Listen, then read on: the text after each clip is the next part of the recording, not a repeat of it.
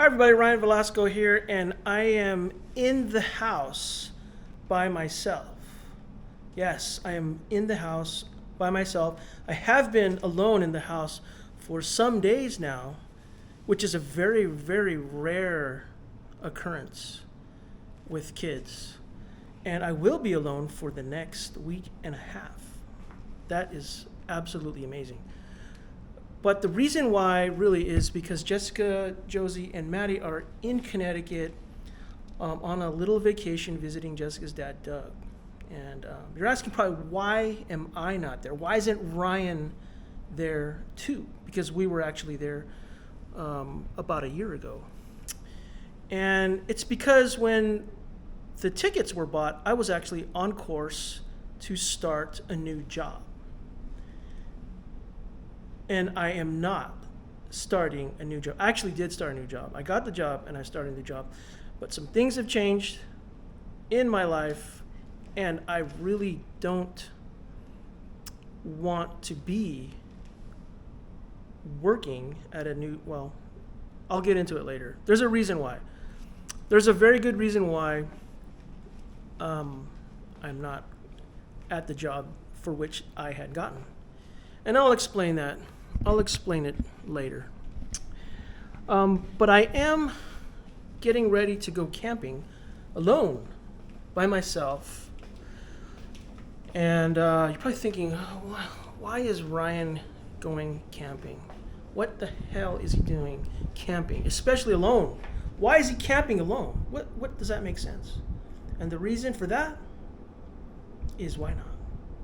Actually, I won't be camping alone. I'll be camping with Josie's dog, Fury. And Fury is not, she's not like a real dog. She's kind of like a baby, actually. She doesn't protect you. You know, you have to protect her. You know, what kind of dog is that? But I'll be going with Fury because, what am I going to do? Leave Fury here by herself? So, in the last few days, I've been getting some things together. I had to get this little lamp. I have a bunch of lanterns, but this one was so cheap. I went down to Walmart to buy that, and then I got this fan. It's been so hot lately, so I got this fan from Amazon. Yes, I know it's the fan is it's a Chinese-made fan, but it has this little sprayer. So you can have some coolness of the spray. And I will be camping in a spot called Table Mountain Campground. And that Table Mountain is northwest of Wrightwood. So it's not very far from where I live. It's about an hour away. And I really didn't want to go anywhere really far because I'm by myself. And the campground I'm going to is actually a prepaid campground. Like, you need to reserve your spot. So I reserved 2 nights there. Initially I was just going to go for one night, but I thought, putting up all the stuff, the tent and the screen house and the bathroom and all that, just to do an overnight, to wake up earlier in the morning and pack it is kind of foolish. So I booked another night. But I didn't want to do any dispersed camping, trying to find a dispersed camping spot or a BLM spot, because I am by myself and I didn't want to go searching around looking for a spot. I don't really know what the spots are, what the good places are to go. So until I get to know that a little better, it's going to be like a prepaid spot for now. So what I'm doing is trying to get everything packed up. I still have to run down to the grocery store to get my food. But we got all this stuff like the dog bed, tent, the water containers, chairs. It looks like a lot of stuff for one guy, but when I think about the stuff that I'm gonna need, I'm not trying to sleep under a tree. So I have my own toilet. I got this massive cooler that we bought, and all that has to go in the truck. It's my Tundra. So check this out. I got the solar working. I got 2 panels in a daisy chain formation. and connected to the EcoFlow. And the EcoFlow is putting out, double the power. So, or it's actually it's taking in double the power. So that's cool. I mean, it's hard to charge these damn battery. It's so big. But finally got that second panel. I got it off of eBay, so I got quite a discount on that. So.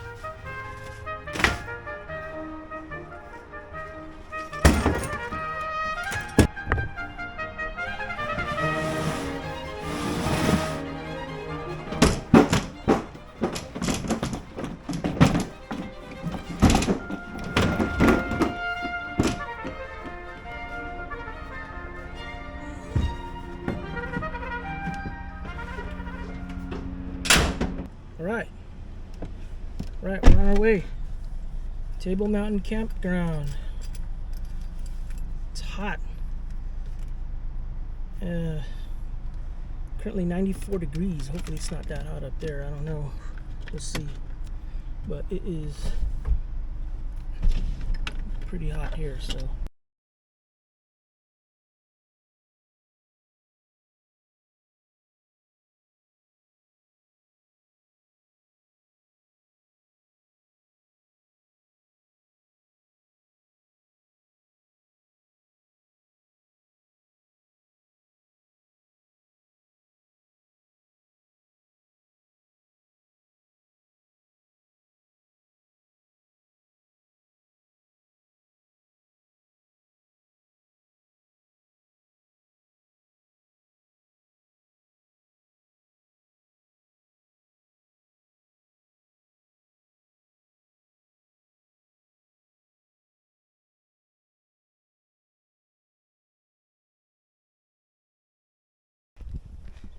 Around, I saw a car over there, but it's gone.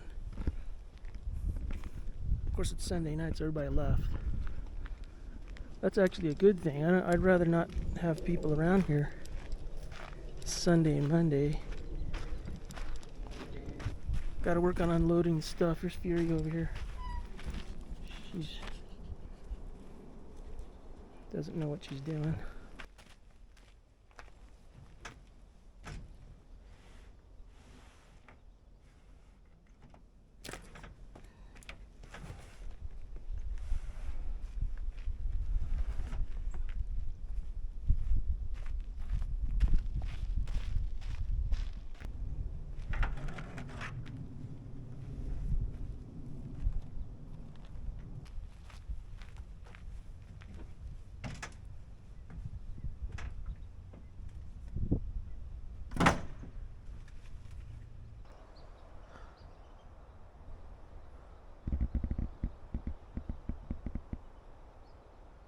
Are you ready? Yeah. Polo the dub. It's Fergie. If you ain't got no money, take your broke ass home. You say if you ain't got no money, take your broke ass home. G-L-A-N-O-R-O-U-S, yeah. G-L-A-N-O-R-O-U-S.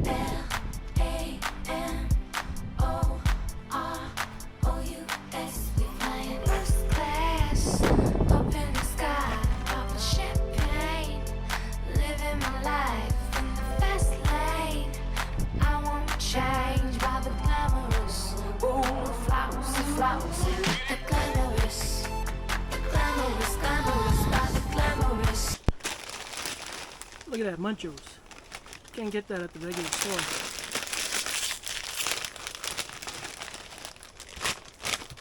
What's good about camping by yourself? You don't have to share these.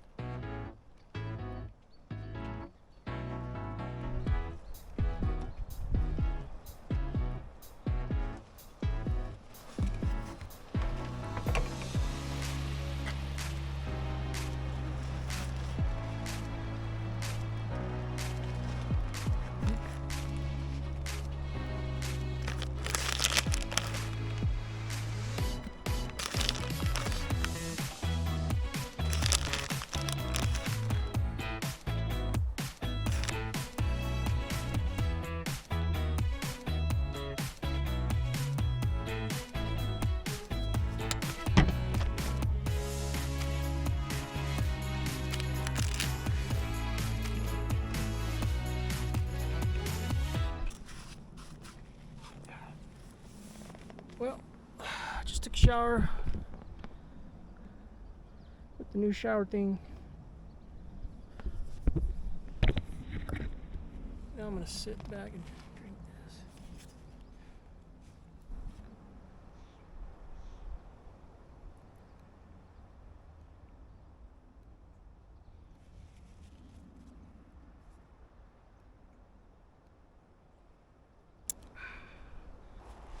Fury has been bothering the hell out of me. She keeps trying to follow me everywhere. Oh, look at that tree right there. That's crazy.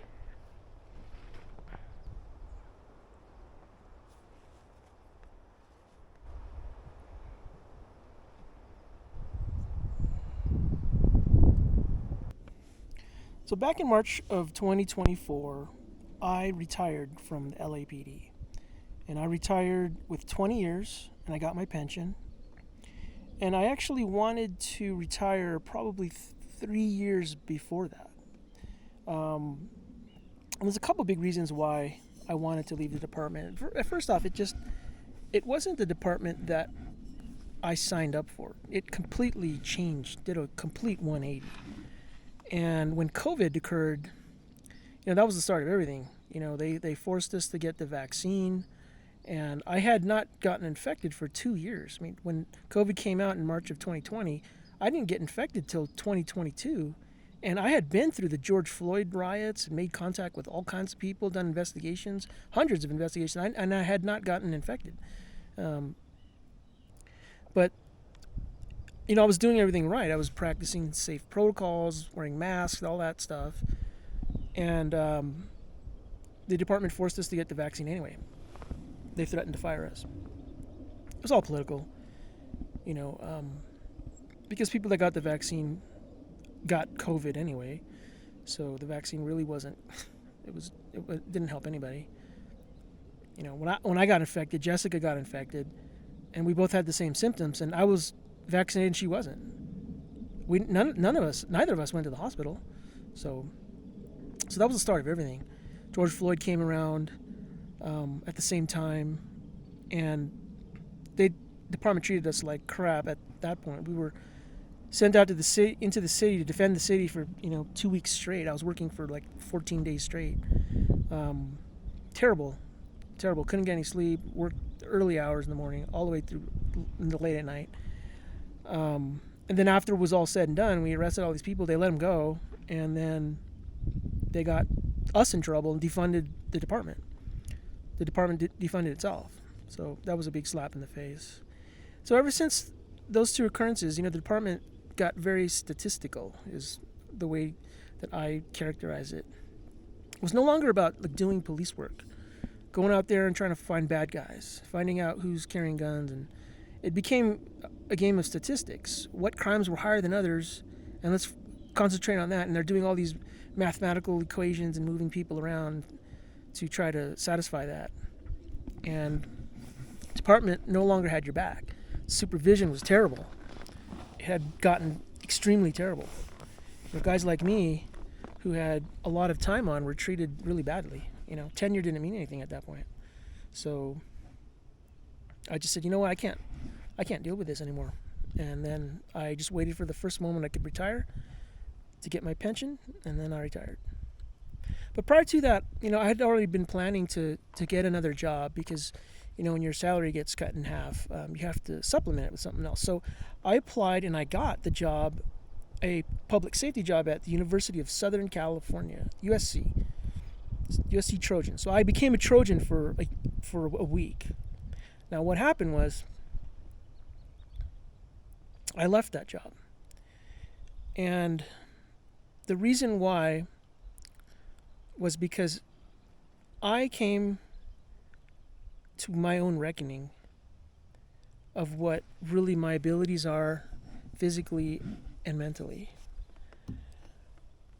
When I finally got the job at USC, it took 9 months, and I went through a lot in that 9 months. I had a lot of changes of heart, and really I didn't have, my heart wasn't in it anymore. I didn't want to wear a gun anymore, and I didn't want to work that same type of schedule. And the schedule was exactly the same. It was a compressed work schedule, 10 hours a day, 4 days a week, early in the morning, waking up at 3:30 to get to work, and then working a 10-hour or more shift, and then fighting traffic, hour and a half, 2 hours home. And I had done that. When we lived in Corona, I had to drive from Corona to Los Angeles, and round trip it was 3 hours every day, hour and a half there, hour and a half back. And I had done that, early mornings and late nights. And back then I was 35, so that was my main job. There was nothing I could do. I just did it. But this job, now being way older, 50, it was too much. And I realized that, do I need to do this anymore? And the answer was no. I just physically, I just don't want to wake up that early in the morning anymore. And I don't have the patience anymore to deal with that kind of schedule. And then on top of that, just to make matters worse, I lose my weekends 6 months out of the year, all my weekends. And I don't get to change from that 6:30 shift for 2 years. So I can't get a night shift for 2 years. So, weighing out the pros and the cons, there's just way more cons. To be paid less, even. To be paid just over half my salary at LAPD, it just wasn't worth it. So I left. I felt bad about leaving. I really felt bad, but it took me a long time. I mean, I really went through a lot to try to figure this out, and I almost really had a nervous breakdown, just thinking about it, because I really don't do that. I don't just quit a job, when things get uncomfortable. But I do have 3 applications in. I have 2 jobs applied for as background investigator jobs, which that's the one I really want, because it's a civilian job, no work, no compressed work schedule. It's just you're a civilian, so there's no real certification to carry a gun or anything like that. It's a normal job. So I have an application with the city of Los Angeles, as a civilian, and then city of San Bernardino. So hopefully one of those will come back. Ultimately, that would give me the experience to do backgrounds at home. I'm hoping to do that where I can, do the investigations from home. I can just respond from my house. So ultimately, that's something I want to do. And then there's another security job at UPS as an investigator, discovering theft and that kind of stuff. So I have an application in there. I mean, I don't know if any of these will come back. Hopefully one will come back, but I'm just getting back in the swing of like taking kids to school, and getting more time with the kids that I haven't had that for so long. So, and Jessica's doing well in her job. She's actually overtaking me in as far as responsibility and income wise. So I just have to have a job. It doesn't have to mean anything. It can be a job where you don't have to really think. So, whatever happens, I can get a job doing whatever. It doesn't have to be a job that has a title that no one cares about or doesn't know what the heck you're doing. No one cares. Honestly, if you tell somebody what your job is, they're not going to care. That's the truth. All they care about is you as a person. How are you as a person? Are you a nice person? Are you down to earth? Are you sincere about the things you say? Can you be a friend? Can you help me? And otherwise, no one really cares. If you work at In-N-Out, who's going to say anything? So if it comes down to it, I can get a job where I'm doing nothing and get paid nothing. I don't have to get paid something all the time. I can get paid nothing. Well, that's about it. Just looking at that tree right there. I had to get away, for the last 6 months, it's been just constant emails, getting situated at USC, this, that, and the other, and it's just too much.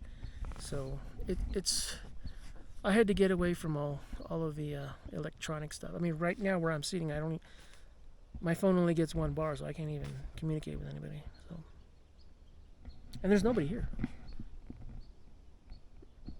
So let's hope that I don't get in trouble, like there's no bears or something. All right, that's it. Thanks for listening. So it's morning here on Monday morning, and I've spent the night sleeping here, and I'm telling you, there's like no one here. I'm the only one here. So it was kind of creepy and spooky to just be alone. I mean, it's kind of what you want, but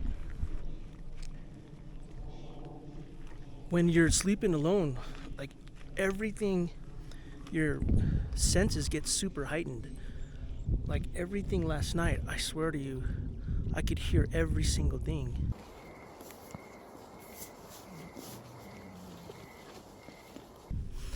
Like pine needles falling from the trees, some simple leaves blowing, or the rustling of the tent, this noise. And everything sounds like footsteps.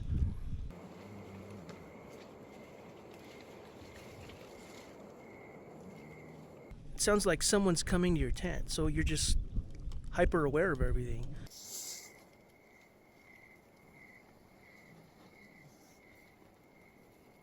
So I didn't go to bed till like 3 o'clock. I just laid there for hours. And at one point I just went out and sat in the chair and then looked up into the sky, and then you could see all the stars with your eyes. So it was kind of cool and, you know, pretty.